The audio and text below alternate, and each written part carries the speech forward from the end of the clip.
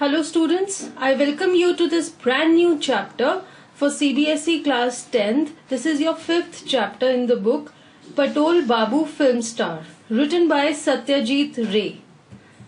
Now this chapter is the story of a man who is passionate for acting and once was a famous stage artist. It details his experiences and struggles of life.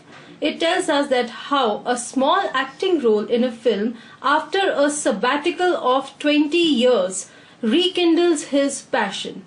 Sabbatical means a break of 20 years. Rekindles means that again his passion is revived.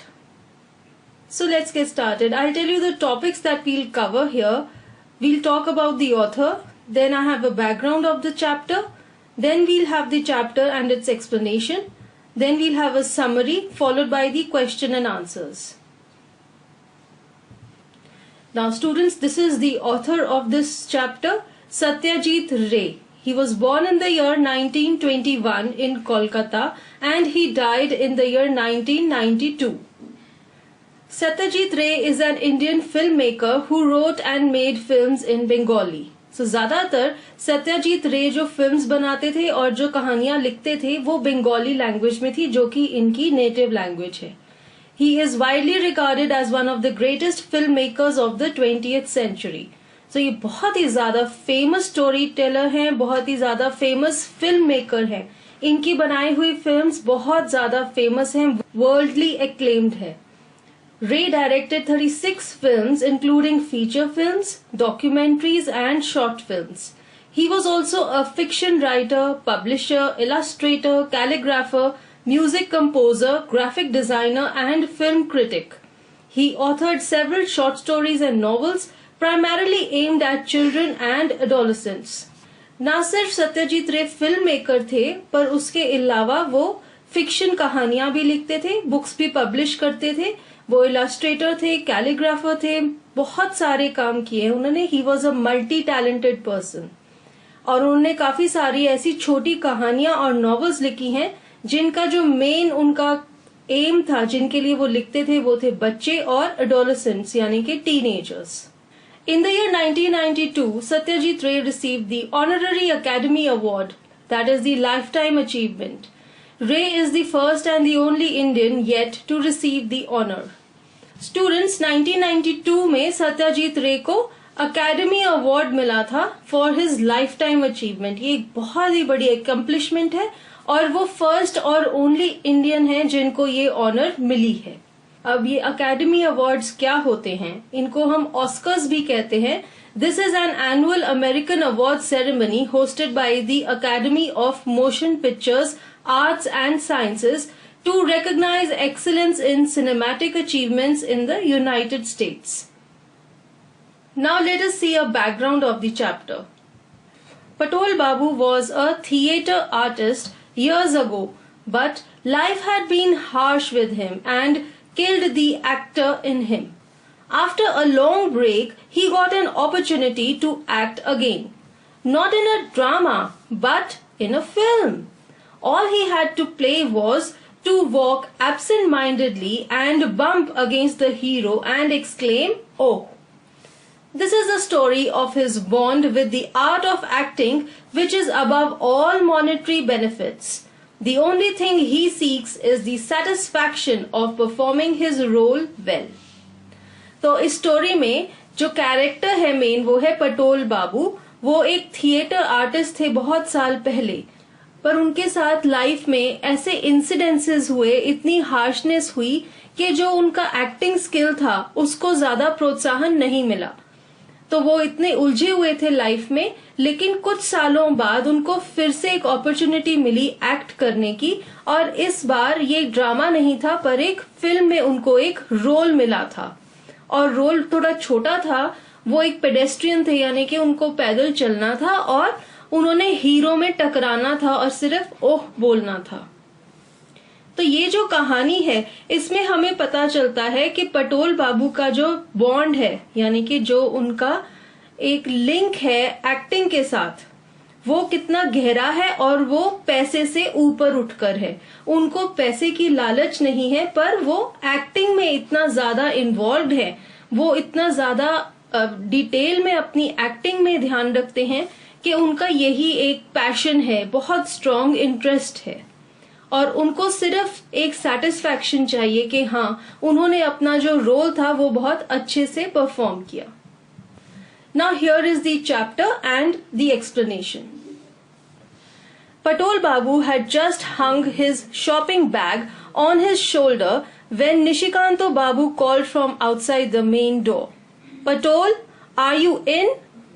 Oh, yes, said Patol Babu. Just a minute.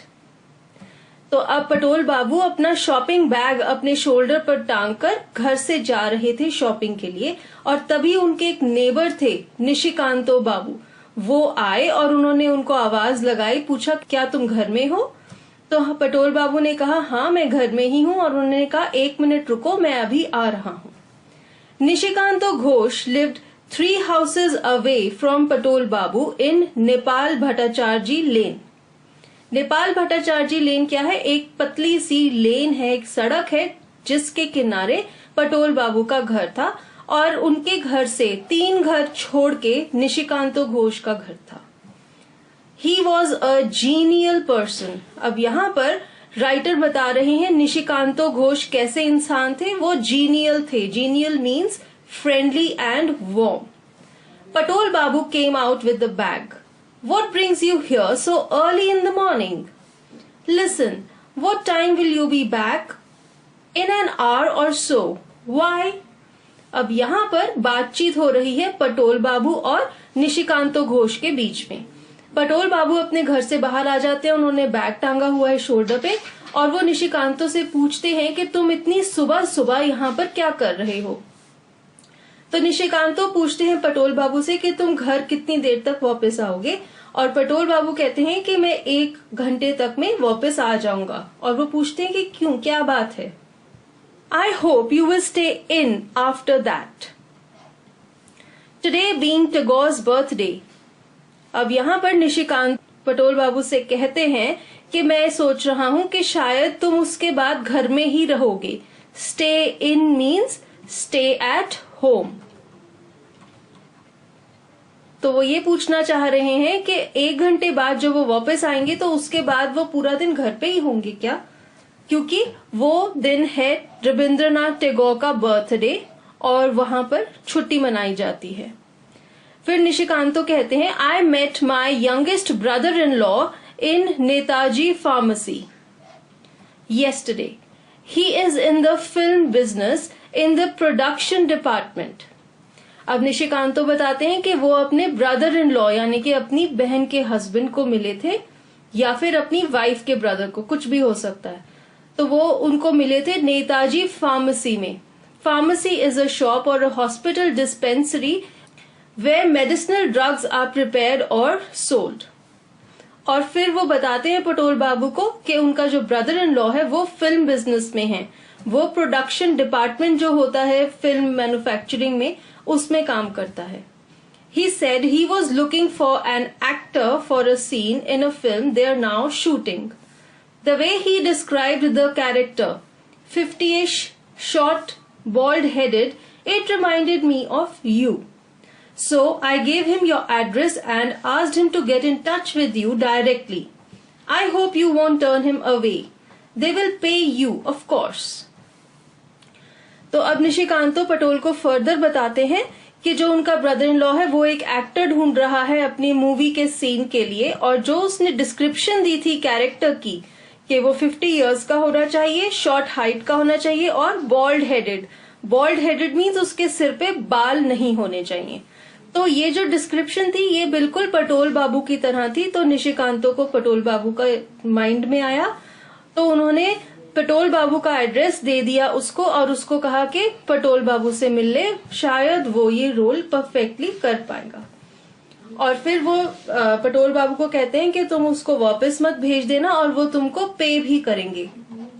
ये वो क्यों कहता है कि वो तुमको pay भी करेंगे? Because Nishikanto knows that Patol Babu needs money, so he is trying to lure him कि पैसों के लालच में वो उनके ब्रदर इन लॉ को मिलेंगे और ये रोल एक्सेप्ट कर लेंगे. Patol Babu had not expected such news at the start of the day.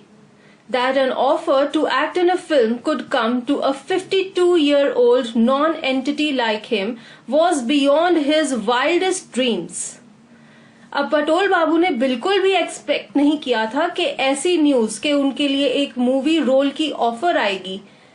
दिन के शुरुआत में सुबह सुबह उनको ऐसी कोई खबर मिलेगी। वो नहीं सोच सकते थे कि एक फिल्म में एक्ट करने का रोल उनके जैसे 52-year-old यानी कि एक ओल्ड पर्सन को मिलेगा, जो कि एक नॉन एंटिटी है। Non entity means an unimportant person और thing, and this thing was beyond his wildest dreams. Beyond his wildest dreams means कि वो बिल्कुल भी इमेजिन नहीं कर सकते थे, ये उनकी सोच के बाहर था।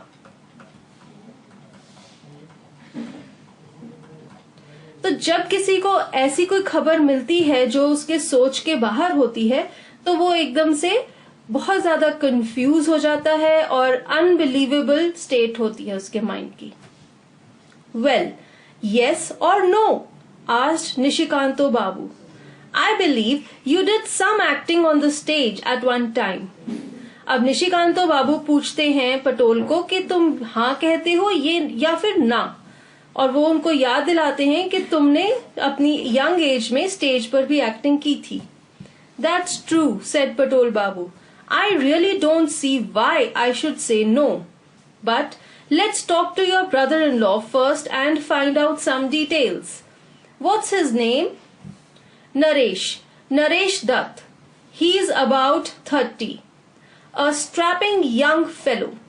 He said he would be here around 10:30. अब पटोल बाबू कहते हैं कि हाँ ये तो सही बात है, मैंने अपनी यंग एज में एक्टिंग की थी स्टेज पे और कोई रीजन नहीं है मेरे लिए नो कहने का, मना करने का। पर वो कहते हैं कि चलो मैं एक बारी तुम्हारे ब्रदर इन लॉ से बात करूंगा कुछ डिटेल्स के लिए, कुछ जानना चाहूंगा रोल के बारे में, कैसा रोल है, क्या रोल है, और फिर डिसाइड करूंगा। और फिर वो निशिकांतो से नाम पूछते हैं उसका। वो बताता है उसका नाम है नरेश दत्त, और वो कहता है वो 30 इयर्स का है। अ स्ट्रैपिंग यंग फेलो मीन्स वो काफी लाइवली और एक्टिव है। और वो कहता है कि उसने कहा था वो अराउंड 10:30 आएगा तुम्हारे पास। Buying provisions in the market, Patol Babu mixed up his wife's orders and bought red chilies instead of onion seeds. And he quite forgot about the aubergines. अब पटोल बाबू इतने कंफ्यूज थे क्योंकि उन्होंने कभी नहीं सोचा था कि ऐसी एक्टिंग की ऑफर आएगी उनके लिए, तो उन्होंने अपनी जो वाइफ का सामान खरीदना था वो सब मिक्सअप कर दिया। उन्होंने रेड चिलीज खरीद ली अनियन सीड्स की जगह, और वो ऑबरजीन्स खरीदना तो भूल ही गए। Aubergines are brinjals which is a vegetable. This was not surprising. At one time Patol Babu had a real passion for the stage. In fact it verged on obsession. अब ये बात हैरानी वाली नहीं थी कि पटोल बाबू इतने कंफ्यूज हो गए थे। क्यों? क्योंकि Patol Babu was very passionate for the stage. उनको बहुत ज्यादा क्रेज था एक्टिंग का। In fact, it was an obsession. Obsession is a state in which he could not think of anything else. तो यहाँ पर राइटर बता रहे हैं कि पटोल बाबू को इतना ज्यादा क्रेज था एक्टिंग का कि वो और कुछ तो सोच ही नहीं पाते थे।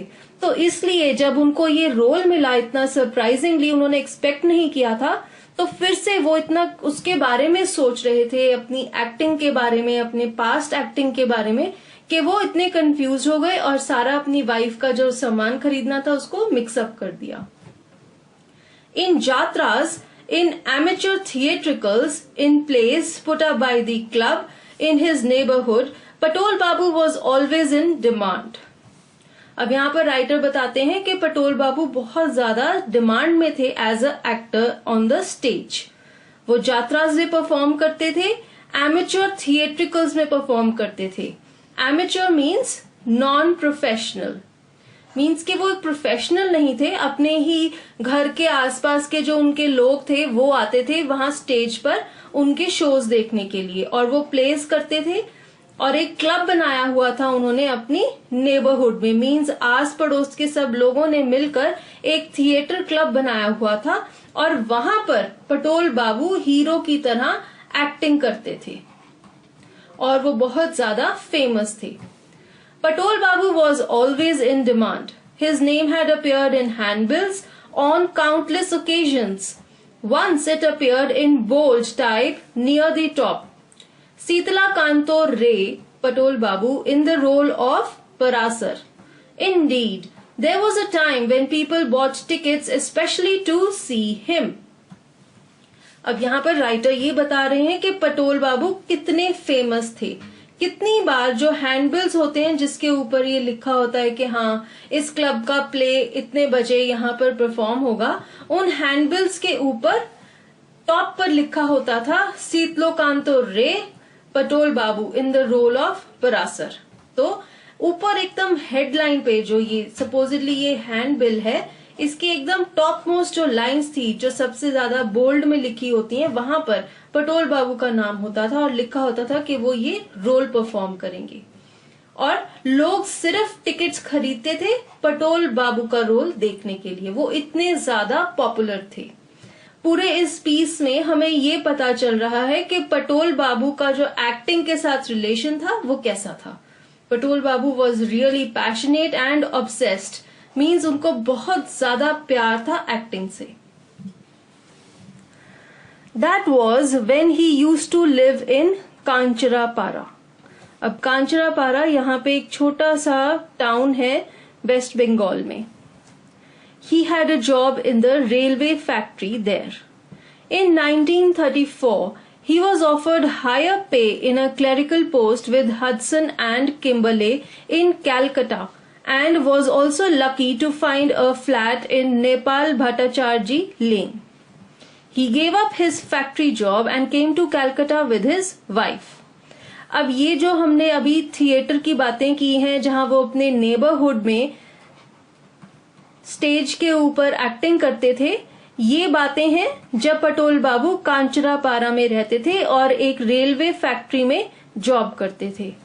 फिर वो 1934 में कैलकाटा चले गए क्योंकि उनको एक क्लरिकल पोस्ट की जॉब मिल गई थी एक बहुत ही अच्छी कंपनी में, हडसन एंड किम्बरले, और वहां पर ही उनको नेपाल भट्टाचार्जी लेन में एक घर भी मिल गया था.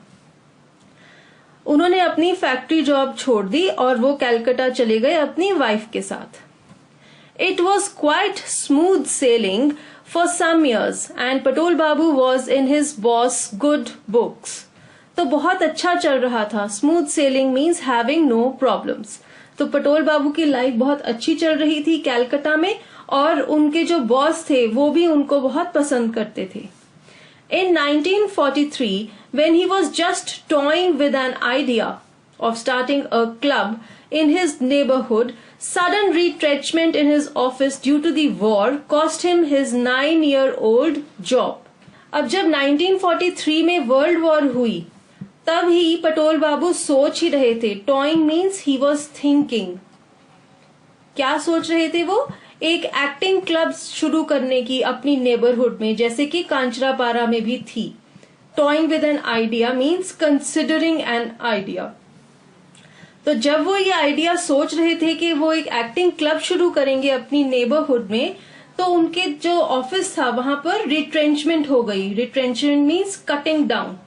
उनके ऑफिस ने काफी सारे एम्प्लॉयज को रिमूव कर दिया क्योंकि वो अपनी कॉस्ट को कम कर रहे थे. उनको कुछ लॉसेस हो गए थे वॉर की वजह से. और पटोल बाबू की भी जो जॉब थी वो चली गई.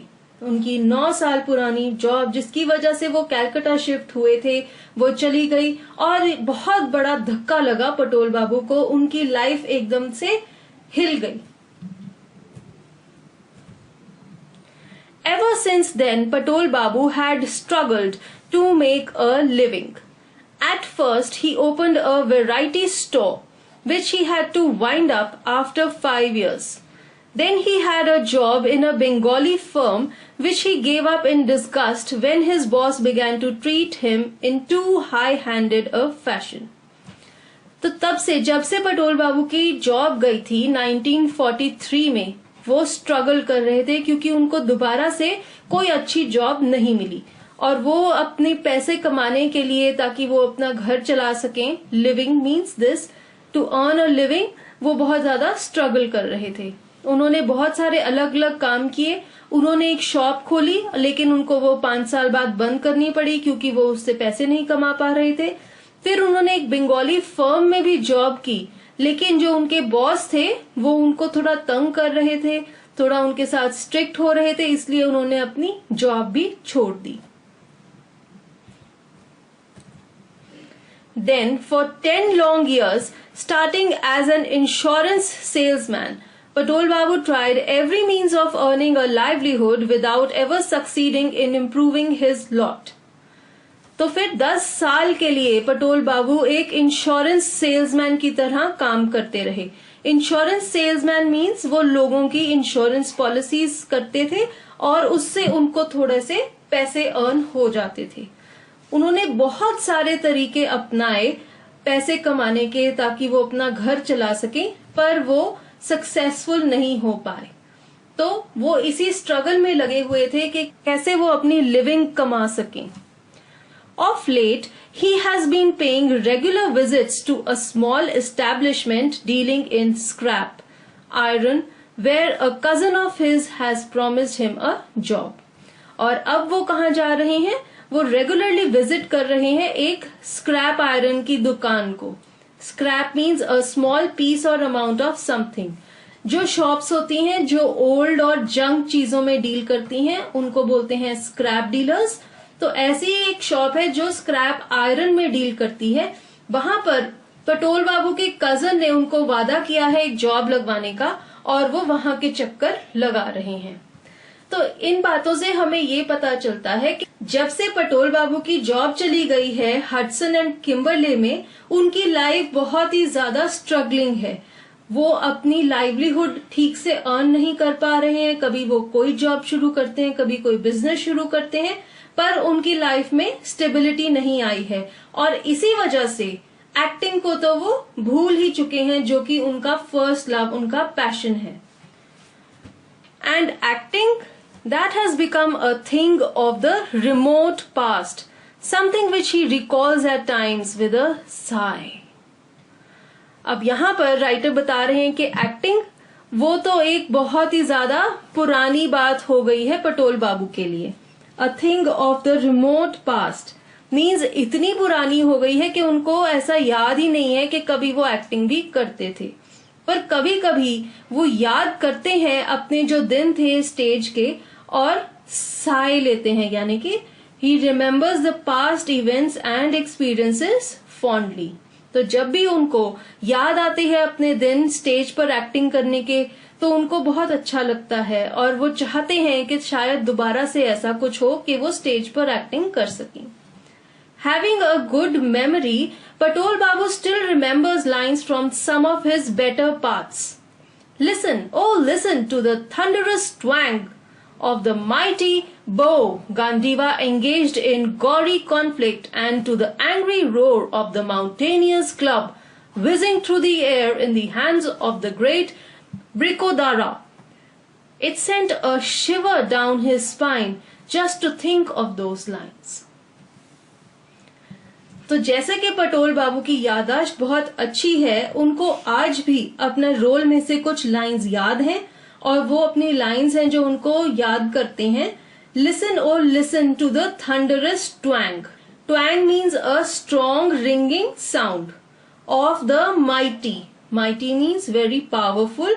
बो Gandiva engaged in gory. Gory means violent, बहुत ही ज्यादा लड़ाई, conflict, and to the angry roar of the mountaineers club whizzing. Whizzing means to move quickly through the air in the hands of the great Brikodara.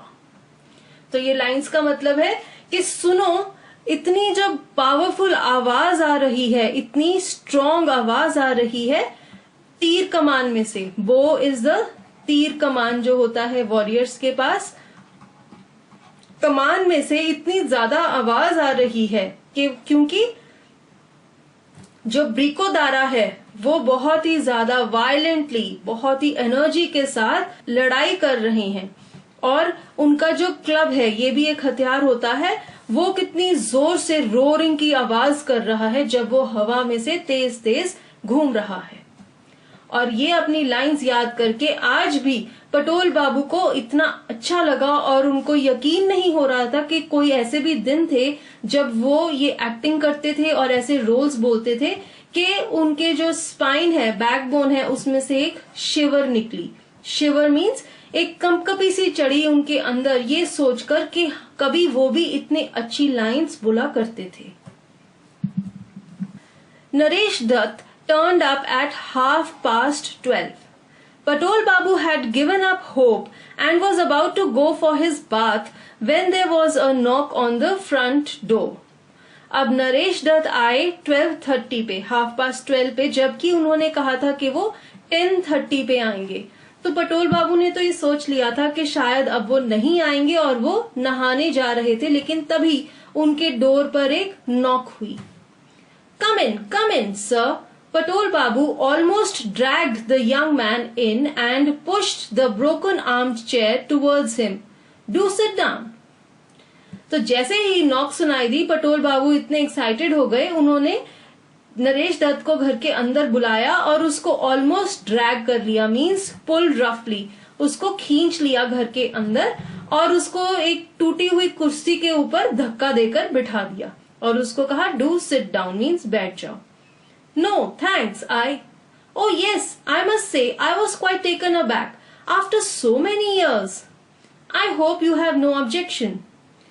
तो एकदम से नरेश दत्त थोड़ा सा अचंभित हो जाता है कि ये कैसे मुझे घसीट कर कुर्सी पे इन्होंने बिठा दिया, तो वो कंफ्यूज सा हो जाता है। लेकिन पटोल बाबू कहते हैं हाँ, मैं भी बहुत ज्यादा हैरान था कि इतने सालों बाद मुझे एक एक्टिंग का रोल मिला है।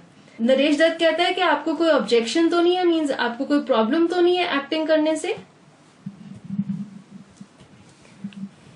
You think I'll be all right for the part? Patol Babu asked with great diffidence. Diffidence means modesty or shyness resulting from a lack of self-confidence. तो जैसा कि पटोल बाबू को ये जो रोल मिला है एक्टिंग का, बहुत ज्यादा सालों के बाद मिला है, तो वो थोड़ा सेल्फ कॉन्फिडेंस में कमी है उनमें, तो इसलिए वो पूछते हैं नरेश दत्त से कि क्या मैं इस रोल के लिए ठीक होऊंगा। Naresh Dutt cast an appraising look at Patol Babu and gave a nod. Oh yes, he said. Appraising look का मतलब है टू कंसिडर और एग्जामिन समबडी और something and form an opinion about that person और थिंग। तो जब पटोल बाबू ये पूछते हैं कि क्या मैं इस रोल के लिए ठीक होऊंगा, तो नरेश दत्त उनको एकदम से ऐसे देखता है ध्यान से ऊपर से नीचे तक, जैसे उसको चेक कर रहा है, और कहता है कि हाँ, बिल्कुल सही रहेंगे आप इस रोल के लिए। तो इन सब बातों से जो कॉन्वर्सेशन हो रही है पटोल बाबू और नरेश दत्त की, हमें पता चलता है कि पटोल बाबू कितने एक्साइटेड हैं अपने इस एक्टिंग ऑफर के लिए। There is no doubt about that. By the way, the shooting takes place tomorrow morning. Tomorrow? Sunday? Yes, and not in the studio. I'll tell you where you have to go. You know Faraday House near the crossing of Bentinck Street and Mission Row? It's a 7-story office building. The shooting takes place outside the office in the front of the entrance. We'll expect you there at 8:30 sharp. You'll be through by midday. तो नरेश दत्त पटोल बाबू को कहते हैं कि कोई doubt ही नहीं है, आप बहुत ज्यादा परफेक्ट हो इस रोल के लिए, और वो उनको बताता है कि कल सुबह शूटिंग है। पटोल बाबू बड़े हैरान हो जाते हैं कि जी नेक्स्ट डे ही शूटिंग है, तो वो कहते हैं कि कल तो संडे है। वो कहते हैं हाँ, लेकिन कल ही है शूटिंग और स्टूडियो में नहीं है, मैं आपको बताता हूँ। वो कहता है कि फैराडे हाउस एक बिल्डिंग का नाम है जो कि बेंटिक स्ट्रीट और मिशन रो की क्रॉसिंग पर है। वो एक 7-story ऑफिस बिल्डिंग है। 7 story मीन्स उस बिल्डिंग के 7 फ्लोर्स हैं, और वो कहता है कि वहीं पर शूटिंग होगी उसकी एंट्रेंस के बाहर, और कहता है कि आप 8:30 पर पहुंच जाना और मिड-डे तक यानी कि 12 o'clock नून तक आप फ्री हो जाएंगे। Naresh Dutt prepared to leave. But you haven't told me about the part, said Patol Babu anxiously. तो जैसे ही नरेश दत्त जाने लगता है, पटोल बाबू उसको रोक लेते हैं और वो कहते हैं कि तुमने मुझे पार्ट यानी कि रोल के बारे में तो कुछ बताया ही नहीं है. एंक्शियसली मीन्स ईगरली, और वो बहुत ज्यादा जिज्ञासुक हैं जानने के लिए कि उनका जो रोल है एक्टिंग का वो क्या है. Oh yes, sorry, the part is that of a pedestrian. Pedestrian means a person traveling on foot. An absent-minded, short-tempered pedestrian. By the way, do you have a jacket with buttons up to the neck? I think I do. You mean the old-fashioned kind? Yes, that's what you will wear. What color is it? Sort of nut brown, but woolen. Oh, that's okay. The story is supposed to take place in winter, so that would be just right. तो अब नरेश दत्त उसको बताता है कि आपका जो role है वो एक पेडेस्ट्रियन का है, यानी कि आप पैदल चल रहे हैं, और एक एब्सेंट माइंडेड और शॉर्ट टेम्पर्ड पेडेस्ट्रियन है आप. एब्सेंट माइंडेड मीन्स आपका ध्यान कहीं और है और आप बहुत ज्यादा गुस्से वाले हैं. और फिर वो उनसे पूछता है कि क्या आपके पास कोई जैकेट है जिसकी फ्रंट में बटन्स लगे हुए हैं. तो पटोल बाबू कहते हैं हाँ, वो पुराने फैशन की जो जैकेट्स आती थी. वो कहते हैं हाँ, वो ही जैकेट ठीक है. क्या कलर है उसका? तो बताते हैं कि नट ब्राउन कलर की है, पर वो वुलन जैकेट है, तो वो विंटर्स में पहनी जाती है. तो नरेश दत्त कहते हैं कि हाँ, बिल्कुल सही रहेगी वो जैकेट, क्योंकि जो मूवी की स्टोरी है वो भी विंटर्स में ही है, तो वुलन जैकेट बिल्कुल सही रहेगी. Tomorrow at 8:30 sharp, Faraday House.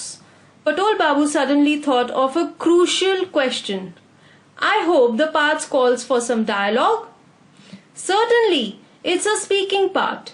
You have acted before, haven't you? Well, as a matter of fact, yes. अब नरेश दत्त पटोल बाबू को कहता है कि कल फिर आप 8:30 पे एग्जैक्ट फैराडे हाउस के बाहर आ जाइएगा. तो पटोल बाबू को एकदम से एक बहुत ही क्रूशल यानी कि डिसाइसिव, क्रिटिकल या फिर वी कैन से इम्पोर्टेंट, एक बहुत ही जरूरी, एक बहुत ही इम्पोर्टेंट क्वेश्चन याद आता है. और वो पूछते हैं कि क्या मेरे रोल में कुछ डायलॉग्स हैं. डायलॉग्स मीन्स कि मैंने कुछ बोलना भी है इस रोल में. तो नरेश दत्त कहते हैं हाँ बिल्कुल, ये एक स्पीकिंग रोल है और आपने पहले एक्टिंग की हुई है ना. तो पटोल बाबू कहते हैं कि हाँ, as a matter of fact yes, भी मैंने पहले एक्टिंग की हुई है. Fine, I wouldn't have come to you for just a walk on part. For that we pick people from the street. Of course there is dialogue and you will be given your lines as soon as you show up tomorrow. तो नरेश दत्त कहते हैं कि हाँ ठीक है, आपने पहले भी एक्टिंग की हुई है. और वो उनको बताता है कि अगर आपका ऐसे ही चल के चले जाने वाला रोल होता तो मैं इतनी दूर आपके पास ना आता, स्पेशली क्योंकि उसके लिए तो हम स्ट्रीट से ही, सड़क से ही लोगों को पकड़ लेते हैं. आपके रोल में तो डायलॉग्स भी हैं और एक ये अच्छा रोल है, इसीलिए मैं आपको स्पेशली बुलाने के लिए आया हूँ. और जो आपकी डायलॉग्स हैं, जो आपकी लाइंस हैं, जो आपने बोलनी है, वो जब आप सुबह आएंगे एक्टिंग के लिए, अपने रोल के लिए परफॉर्म करने के लिए, तब आपको दे दी जाएंगी. तो अब ये पूरी डिस्कशन है नरेश दत्त और पटोल बाबू के बीच में, जहां पे ये फाइनलाइज हो गया है कि पटोल बाबू ये पेडेस्ट्रियन का रोल करेंगे और उसके लिए वो अगले दिन सुबह 8:30 पे फैराडे हाउस पहुंच जाएंगे. After Naresh Dutt left Patol Babu, he broke the news to his wife. As far as I can see, the part is not a big one. I'll be paid, of course, but that's not the main thing. The thing is, remember how I started on the stage. Remember my first part. I played a dead soldier. Now, after Naresh Dutt left, Patol Babu went to his wife and he told her that he had got this new role to act in a film. तो जब वो ये बात अपनी wife को बताते हैं तो वो बहुत ज्यादा एक्साइटेड हैं. वो कहते हैं कि ये रोल इतना बड़ा नहीं है, पर हाँ मुझे कुछ थोड़े बहुत पैसे भी मिलेंगे, लेकिन वो मेन चीज नहीं है. Money is not his motive.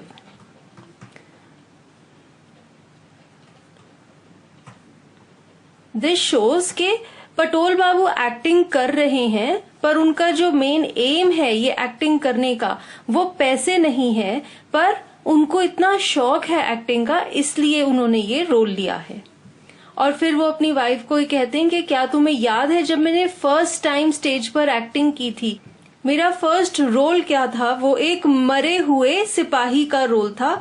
All I had to do was lie still on the stage with my arms and legs spread.